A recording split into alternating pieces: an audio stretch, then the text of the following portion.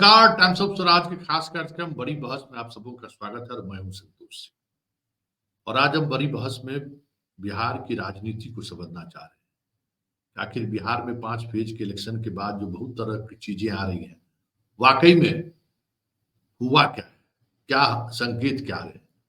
इसलिए हम आज एक ऐसे शख्सियत से हम आपको मुलाकात कराएंगे जो राजनीतिक रूप से समझदार हैं ही, उनकी राजनीतिक पकड़ भी जबरदस्त है। 74 आंदोलन के ये लोग बड़ी हस्ती रहे। बिहार विश्वविद्यालय के प्रेसिडेंट रह चुके हैं, इंडिपेंडेंट निर्दलीय लड़कर, और बीजेपी और बाकी जो गठबंधन के लोग थे, बीजेपी के उम्मीदवार को इन्होंने हराया और युवा तुर्क नेता के रूप में इनकी पहचान रही है। ये अलग बात है कि फिर नौकरी में आ जाने के बाद उन्होंने राजनीति को अलविदा कर दिया, लेकिन राजनीतिक समझ और पकड़ बड़ी ही जबरदस्त है। और क्या वो सोचते हैं, क्योंकि वो मोदी के से वैचारिक रूप से असहमत रहते हैं, मानते हैं कि मोदी के आने से देश को बड़ा नुकसान हुआ है। के बावजूद भी वो क्रिटिक हैं, चीजों को समझते हैं। ये नहीं है कि पार्टी के समर्थक की तरह वो बात करते हैं। चलिए हम आपकी मुलाकात सुरेंद्र कुमार सिंह आंसू से कराते हैं और बहुत धैर्यपूर्वक पूरे उनका जो स्पीच है ना, वो आप सुनिएगा। बहुत सारी चीजें आपको समझ में आएंगी कि आखिर बिहार में हो क्या। प्रशांत किशोर, योगेंद्र, कई मीडिया ग्रुप का जो सर्वे आया है और आप जमीन पर चीजों को देख रहे हैं, लगातार आप ऑब्जर्व कर रहे हैं, क्या लगता है कि इस बार 2024 में क्या होगा? जो जमीन पर देख रहे हैं तो रोसड़ा में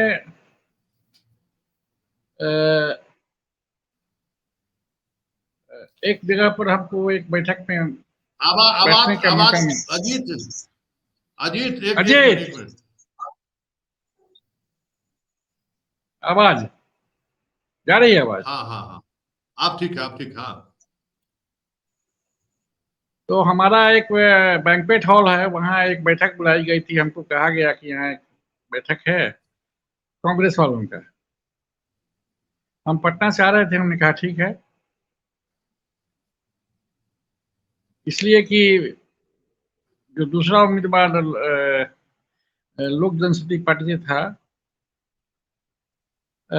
हमारे समझ में नहीं आया कि ऐसा क्यों है। समस्तीपुर लोकसभा क्षेत्र का दोनों लोकसभा क्षेत्र में 2 जदयू के मंत्री का बेटा और बेटी चुनाव लड़ रहे थे। एक की बेटी चुनाव लड़ रही थी जो लोजपा से लड़ रही थी, एक का बेटा चुनाव लड़ रहा था जो कांग्रेस से लड़ रहा था। अब ये मेरे समझ में नहीं आया कि बाप वोट मांग रहा है बेटी के लिए, लोजपा के लिए, और एक बाप बेटा के लिए मांग रहा है जो कांग्रेस के लिए। और वो जो बेटी थी वो भी पैराशूट से आई थी। उसे समस्तीपुर लोकसभा क्षेत्र की बदकिस्मती है कि जो भी उम्मीदवार यहाँ आते हैं वो पैराशूट से ही आते हैं। तो पार्लियामेंट का एमपी के लिए बहुत कुछ करने को नहीं रहता है। ज्यादा से ज्यादा एमपी लेट का जो पैसा है उसका उपयोग कर पाते हैं, बाकी बहुत कुछ करने का रहता नहीं है। लेकिन फिर भी क्षेत्र की समस्या का आवाज उठाने के लिए उनके पास है ही बहुत सारा मामला। ऐसा कुछ हुआ नहीं पिछले 15 साल से, और सब दिन लोजपा का ही एमपी यहाँ रहा। इसलिए मेरा प्रेफरेंस था इस बार कांग्रेस पार्टी, और प्रेफरेंस इसलिए भी था। आपसे ये सवाल नहीं है, आपसे ये सवाल हम आ रहे हैं, हम आपके सवाल पर आ रहे हैं। तो मेरा प्रेफरेंस लोग जानना चाहेंगे ही ना कि क्यों आपके यहाँ कांग्रेस पार्टी की बैठक हुई, लेकिन उसमें हम क्या देखे? उसमें देखे कि कांग्रेस पार्टी जिसके संगठन में पूरे ब्लॉक में 5 ही आदमी होंगे, वहां शहर का 14 गो वार्ड कमिश्नर आया हुआ था, और वो सारे वार्ड कमिश्नर महागठबंधन के नहीं थे कि हम ये भी मान लें कि महागठबंधन वाले उस बैठक में, महागठबंधन नहीं, आरजेडी के नहीं थे। तो हमको लगा कि जनता आगे आ गई है लोजपा के विरोध में, स्थानीय नहीं है इसका विरोध है। और फिर उसके बाद जब हम आगे बढ़े तो महागठबंधन के जो एलाइड हैं, ज्यादा मुसलमान जातीय स्तर पर आप देखें तो उसमें साहनी का पुट हुआ। और रोसड़ा में एक नई बात देखने को मिली कि कुशवाहा भी आए, और रोसड़ा मैंने समस्तीपुर लोकसभा में ही देखने को मिला कि कुर्मी भी आए।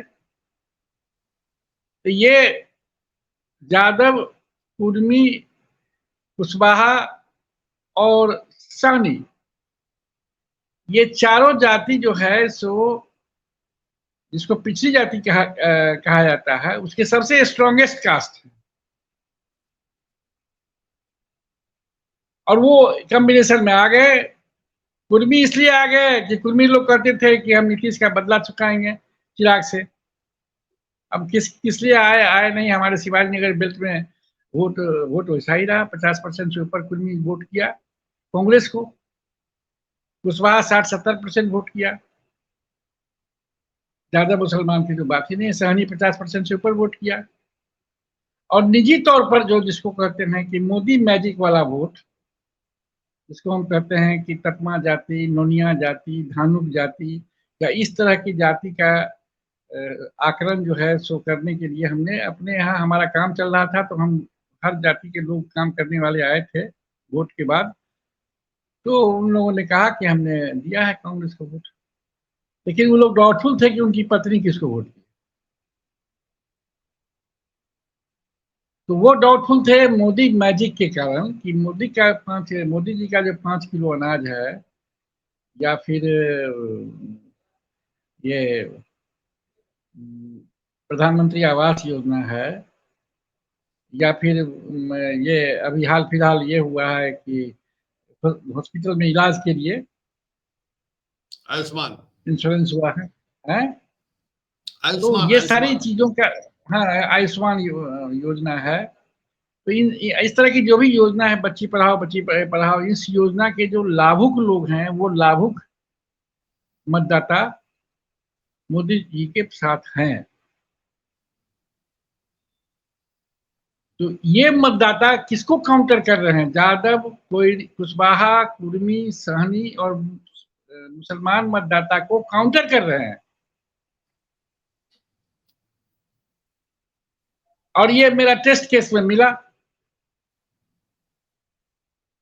ठीक है कि ऐसा सही है। हम अपने खेत पर गए, आज भी हम हम बड़ी जात का आदमी था, उससे हम पूछ लिए कि तुम्हारे गांव में कैसा वोट हुआ, हमारे बगल का ही है। उसने कहा कि मिला जुला, हवाई जहाज के भी भेले, इसका भी मिला, हाथ छाप के भी भेले, के दिल के हवाई जहाज के तो मिलले जुलले छे। अब खुद जात का ट्रैक्टर का ड्राइवर है, और साव है। साव जाति जो है ये मानी जाती है, हम लोग मानते थे उस पंचायत में कि वो बीजेपी का वर्कर होगा, क्योंकि वहां मुस्लिम आबादी है गांव के बगल में। कभी कभी लड़ाई वड़ाई भी हुआ है। अब वो हमारा लकड़ी उठाने वाला ट्रैक्टर ड्राइवर था। उसने कहा कि मुसलमान तो सब दो दल के महागठबंधन के, हाथ छाप के, यार मुसलमान नहीं हिंदू है, बोलो कि हाथ छाप कौन दिया, कौन जात दिया, और हवाई जहाज में कौन जात दिया।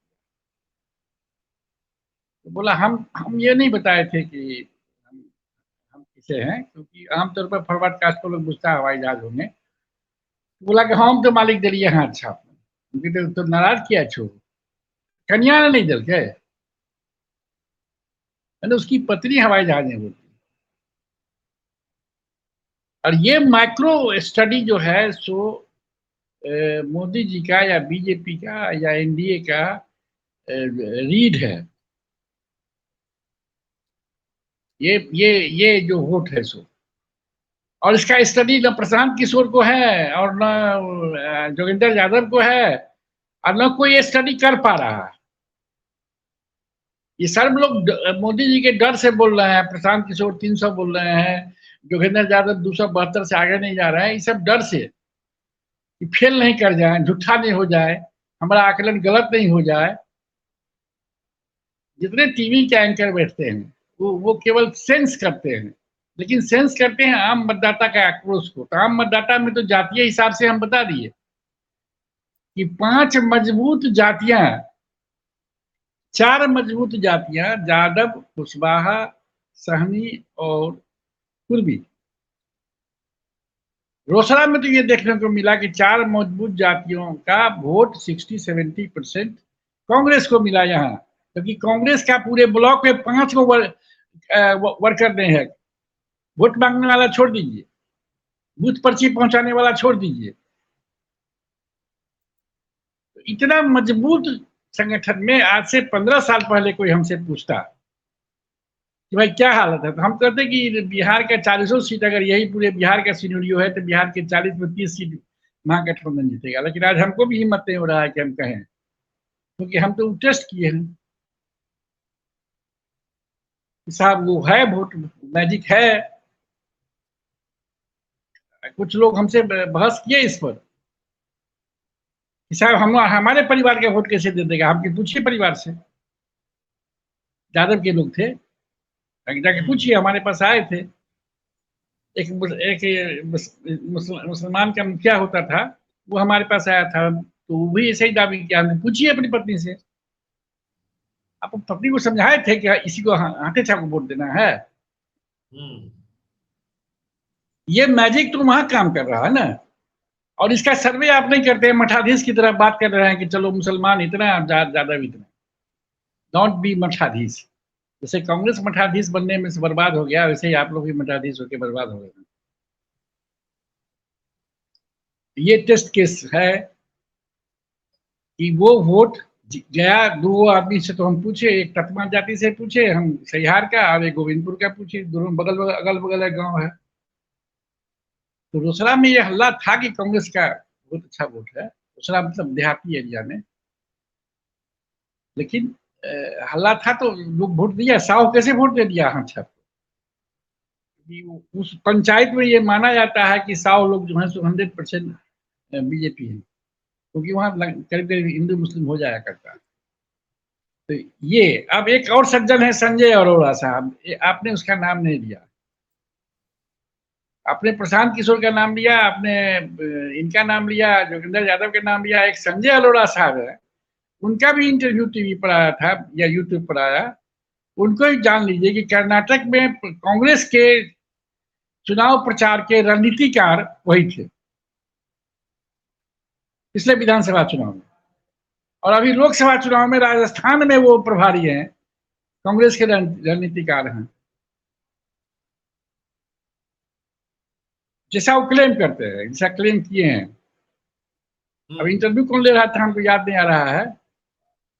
तो सारे क्लेम के बावजूद उन्होंने बीजेपी को अपर हैंड इसलिए दिया कि बीजेपी का संगठन जो है,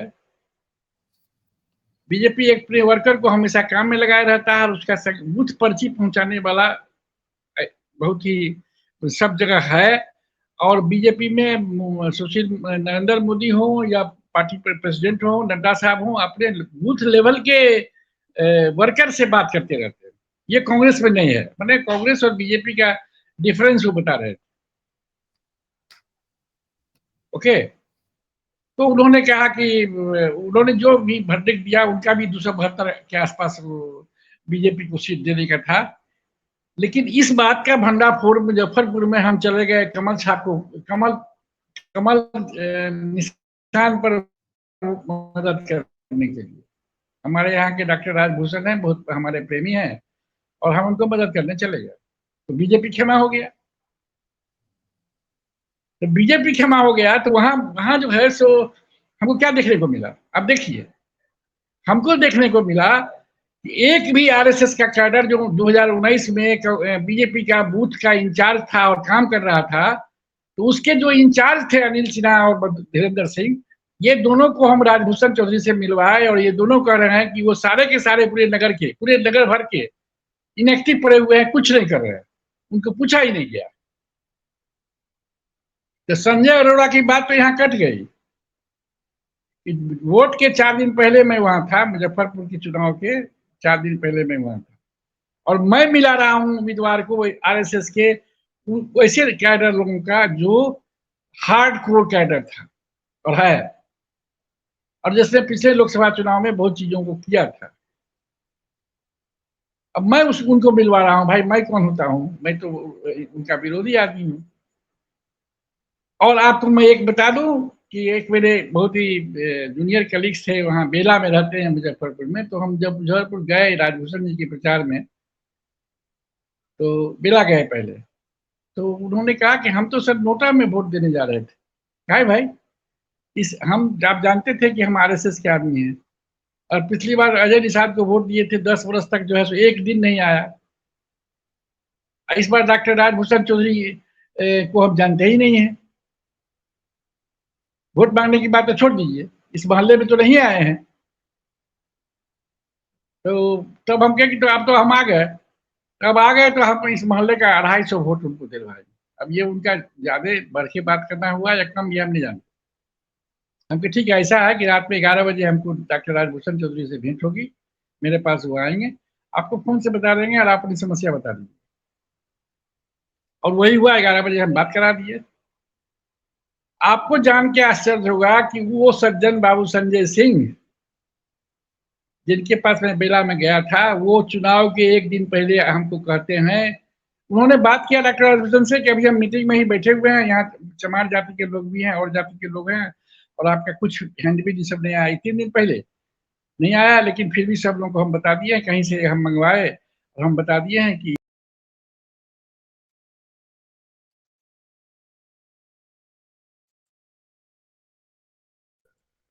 मिलेगा। लेकिन सिर्फ हमारा एक जंगली माया मंदिर है, आप चुनाव जीतने के बाद वहां आइएगा, प्रणाम कीजिएगा, हमारे यहाँ चाय पीजिएगा। ये बात हुई 3 दिन 4 दिन पहले। और चुनाव के एक दिन पहले वही संजय बाबू हमको फोन कर रहे हैं कि सर अभी तक हमारे पास हैंडबिल नहीं आया।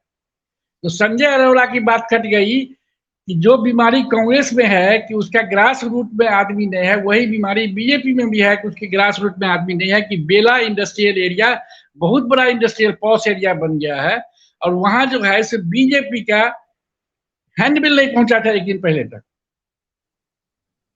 और आपको जान के आश्चर्य होगा कि मेरे ठहरने की व्यवस्था बेला इंडस्ट्रियल एरिया के अंदर ही एक पार्क होटल है, वहां की गई थी।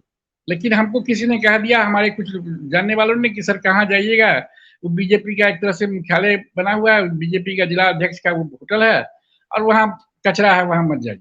तो हम चले गए MIT गेस्ट हाउस में ठहर गए, मेरा अपना गेस्ट हाउस है। तो आप समझ लीजिए कि वो पार्क होटल वही है, सारे नेता, बड़े बड़े नेता उसी होटल में ठहरते हैं, और बेला के ही एक हिस्से में उनका एक दिन पहले हैंडबिल नहीं किया। मतलब कैडर के स्तर पर कोई काम बीजेपी भी उतना ही नकारा हो गई है जितना कांग्रेस है। ओके, तब तब आइए मोदी मैजिक पर, कि लोग जो है सो इधर महागठबंधन की तरफ भी वोट किए हैं, आगे आगे आगे आके, जिनका विरोध का स्वर है। कई जो राहुल गांधी लगातार उठाते रहे हैं, तेजस्वी यादव उठाते रहे हैं, उस इशूज पर खुद तकलीफ में रहे, बेरोजगारी, महंगाई वगैरह वगैरह। तो लोग अपने इनिशिएटिव पर आगे जाके वोट करने गए। इनके तरफ से भी, इनके यहाँ बूथ मैनेजमेंट नहीं था, और बीजेपी का 6 महीना से जो बूथ हमको अनिल, हमारे मित्र जो हैं, जो जिनको डॉक्टर राजभूषण से मिलवाए थे, अनिल बताया कि सारा इसका जितना भी पन्ना प्रमुख है सब गायब है, जो सब फर्जी है। अब ये आदमी कौन कह रहा है, मेरे उम्र का आदमी, और जो आरएसएस का कैडर है, आज भी विद्यार्थी परिषद का नेता रहा, यूनिवर्सिटी में वाइस प्रेसिडेंट का चुनाव जीता, और आज भी आरएसएस का कोई भी इंपॉर्टेंट बैठक होगी उसकी बुलाहट होती है, अब वो आदमी कहता है कि इनका पन्ना प्रमुख है तो फर्जी। तो इसलिए मोदी जी को घाम छूट रहा है कि सीधे सब जगह पहुंचना पड़ रहा है, पसीना छूट रहा है। और मोदी जी भी ये जान गए हैं कि उनका जितना पन्ना तन्ना प्रमुख है वो सब फालतू हो गया है हमारा चेहरा देख के। और वो जो हमारा लाभुक है, खुलेआम कह दिए अमित शाह के 60 करोड़ हमारा लाभुक है। तो उनका लाभुक जो है सो आगे बढ़ के जो वोट करने चला आया बूथ पर, वो इस महागठबंधन के बराबर का आ गया या ज्यादा आ गया, क्योंकि महागठबंधन के बराबर का इनको वोट क्षमता नहीं है। फॉरवर्ड कास्ट का वोट है, 7-8% वोट तो आएगा वो, लेकिन वो 36% वोट है लाभुक वाला। अब वो एज दिलाएगा इनको। तो मेरा अपना आकलन है कि 50% से ज्यादा लाभुक वर्ग एनडीए को वोट करेगा तो एनडीए 30 सीट जीतेगी, और 50% से कम वोट करेगा तो एनडीए 30 सीट हारेगी। और ये जितने लोग हैं, जितने आकलन करने वाले लोग हैं, मेरा अपना सोचना है कि वो जो मैक्रो टेस्टिंग होती है, इस बार प्रशांत किशोर की एक और राजनीति है। प्रशांत किशोर अगले विधानसभा चुनाव में घोषणा कर चुके हैं कि हमारी सरकार बनेगी, जन स्वराज की सरकार बनेगी। और ये जन स्वराज की सरकार बनने के लिए आवश्यक है कि दोनों जदयू और राजद ये ब्लैंक हो जाए। बीजेपी तो नेशनल पार्टी है, ब्लैंक नहीं होगी। और जदयू राजद ब्लैंक हो जाए, इसके लिए कुछ ऐसा हम स्टेटमेंट देते रहे। शुरू से उनका स्टेटमेंट, हालांकि हम नहीं मानते हैं कि बीजेपी की तरफ से वो बोल रहे हैं, हम ऐसा नहीं मानते हैं, लेकिन शुरू से उनका जो भी आकलन होता रहा है वो थोड़ा सा एग्जेगरेटेड रहा, जिसे अभी 300 बोल दिए, ताकि ये लोग ध्वस्त हो जाए। अभी दो दो दो फेज का चुनाव बाकी है, तो पिछले 5 फेज में भी वो ये बोलते रहे थे ताकि ये दोनों दल ध्वस्त हो जाए और हम आगे आवे। और काम 1 साल से पद यात्रा कर रहे हैं, अच्छा कर रहे हैं, और पद यात्रा में लोगों को अच्छा जुटा रहे हैं, इसमें कोई शक नहीं है। अपने भाषण में नहीं जुटा रहे हैं, कैडर भी बना रहे हैं। तो ये उनका गेम प्लान है, इसलिए उनका जो आकलन होगा वो पॉलिटिकल हो जाएगा। अच्छा, एक आखिरी सवाल है। अभी तक जो जहां वोटिंग हुआ है, जो लाभुक वर्ग की बात करते हैं, जहां जदयू के उम्मीदवार है, मतलब जहां तीर का निशान है, वहां महिलाएं सबसे ज्यादा बाहर निकली है। सपोज कीजिए कि पहले फेज में महिलाएं निकली ही नहीं, मतलब माइनस पोल की है महिलाएं। सेकेंड फेज जदयू का फेज है, तो लगभग 7% महिलाएं बाहर निकली, लेकिन उसमें भी आपको भागलपुर और पूर्णिया में महिला बाहर नहीं निकली। लगभग पुरुष और महिला का वोटर लगभग सेम है। उसके बाद तीसरे फेज में आ जाइए, तो तीसरे फेज में अररिया में बीजेपी चुनाव लड़ रही थी, तो वहां 7-8% महिलाएं बाहर निकली। बाकी जगह जहां जदयू चुनाव लड़ रहा था, वहां 10%, 12%, 13% महिलाएं बाहर निकली है। चौथे फेज में ललन सिंह जहां से चुनाव लड़ रहे थे, तो वहां बराबरी, मतलब एकदम 52-52 महिला और पुरुष वोट किया है। पांचवें चरण में सबसे ज्यादा महिलाएं वोट की सीतामढ़ी में, सबसे कम वोट की है चिराग पासवान के लिए, उससे थोड़ा कम वोट किया है आपको मुजफ्फरपुर में राजभूषण को लेकर। तो ये क्या ट्रेंड है कि जहां तीर है वहां महिलाएं ज्यादा बढ़ चढ़ कर वोट कर रही है, जहां तीर नहीं है वहां महिलाएं बाहर नहीं आ रही है।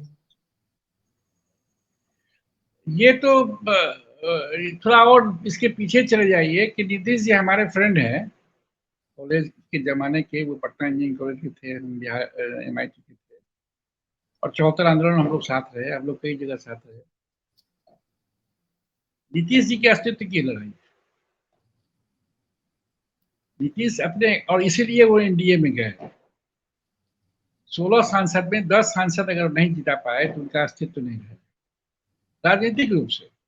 उनके लोग छोड़ जाएंगे, भले फिर अकेले वो पार्टी चलावे, जैसे मायावती चला रही है, चलाए, मुकेश सहनी चला रहा है, उसे चलावे, लेकिन लोग छोड़ जाएंगे। भरोसा उन पर नहीं रह जाएगा कि इनके कारण हम चुनाव जीत सकते हैं, इसलिए इनको 10 सीट जितना ही जितना है। और ये 10 सीट उनका बन नहीं रहा था इसमें महागठबंधन में। वो कांग्रेस और आरजेडी के सीट बंटवारा, टिकट बंटवारे को लेके, और तब इन्होंने सेफ साइड लिया कि चलो 16 सीट लेके हम लड़ जाएं, 10 सीट जीत लें। तो 10 सीट भी जीतने की बात अगर तब होगी तो भिगरसली, तो इसलिए आपने देखा होगा कि लेसी सिंह लुसरा आई थी, आपने देखा होगा विनोद सिंह लुसरा आए थे, आपने देखा होगा कि वो दिग्विजय सिंह की बेटी आई थी। ओके, अभी अभी लवली आ रहे हैं, यहाँ जो कैंप हो रहा है वहां से हमको बुलावा आ रहा है। कुछ लोग हमारे यूनिवर्सिटी जमाने के लोग जाने वाले हैं, तो वहां जब पहुंच गए हैं, कुछ लोग तो बता रहे हैं डॉक्टर राजभूषण भी वही है। तो नीतीश जी जान लगा दिए अपने क्षेत्र में। और नीतीश जी का जान क्या है? महिला। नीतीश जी का जान क्या है? आजीविका। और ये बाबू लोग जो है बीजेपी वाले और चिराग पासवान वाले और फलाने वाले चिराने वाले जो उनके इंडियन अलायंस है, ये लोग तो इसमें है कि मोदी मैजिक। तो वो जो भ्रम, 2 फेज का चुनाव, इस भ्रम में लड़ गए, तीसरे फेज से सीरियस हुए हैं कि सला हम तो हार रहे हैं, या लगा अपेरेंटली कि हार रहे हैं। क्योंकि उस समय तक ये नैरेटिव बन गया था कि मोदी मैजिक 400 पार। तो करने की क्या जरूरत है, किसी को क्या ले जाने की जरूरत है, महिलाओं को वोट देने के लिए क्या जरूरत है, अब दे दिए, हो गया। खास करके फॉरवर्ड का मेंटलिटी यही है, और शहरी मिडिल क्लास का मेंटलिटी यही है। इसलिए बीजेपी एंड चिराग जो एनडीए के और कुशवाहा या हम से ज्यादा जदयू के चुनाव क्षेत्र में महिलाओं की भागीदारी, क्योंकि नीतीश कुमार अगर महिलाओं के वोट पर कब्जा रखते हैं, जरूरी नहीं है कि मोदी से ज्यादा रखते हो, लेकिन बराबर रखते हैं। बहुत जबरदस्त पकड़ है उनका, खास करके जीविका दीदी पर। और वो जानते हैं कैसे उसको हम एक्टिव करें। वो ये जानते हैं, ये कोई बीजेपी वाला नहीं जानता है, जानता भी नहीं है कि जीविका क्या है। कई लोगों से हम पूछे, बहुत अच्छा चीज है, हम जानते हैं, हम बगल से हम देखे हैं, हमारा बगल में उसका ऑफिस है, और उसका काम, उसकी महिलाओं से हमारी बात है। 2-3 ट्रेनिंग कैंप हमारे यहाँ 4 हुआ, उससे हमको देखने को मिला। तो वो जो ताकत है, वो उनको भीड़ जुटा देता है और वोट में एग्रेसिव करता है। यही जीविका दीदी उनका वर्कर हो जाती है। इसलिए आपको जो जदयू के चुनाव के दिन जो ज्यादा देखते हैं महिलाओं की भागीदारी बढ़ चढ़ के, उसमें जीविका दीदी का पूरा हाथ है। और इससे पहले तो नीतीश ने किए जी, 5 किलो अनाज अभी न दिए हैं। पोशाक कौन दिया, साइकिल पोशाक कौन दिया, लड़कियों की छात्रवृत्ति शुरू किए, वो बाद में लड़कों को भी देने लगे, जो फर्स्ट डिवीजन से पास करेगा या टॉप करेगा। कौन दिया, नीतीश कुमार ने दिया। आज भी कॉलेज पढ़ने के लिए नीतीश कुमार पैसा दे रहे हैं, आज भी बीपीएससी की तैयारी करने के लिए नीतीश कुमार पैसा दे रहे हैं, आज भी यूपीएससी तैयारी करने के लिए नीतीश कुमार पैसा दे रहे हैं। ये कंट्रीब्यूशन उनका है ना।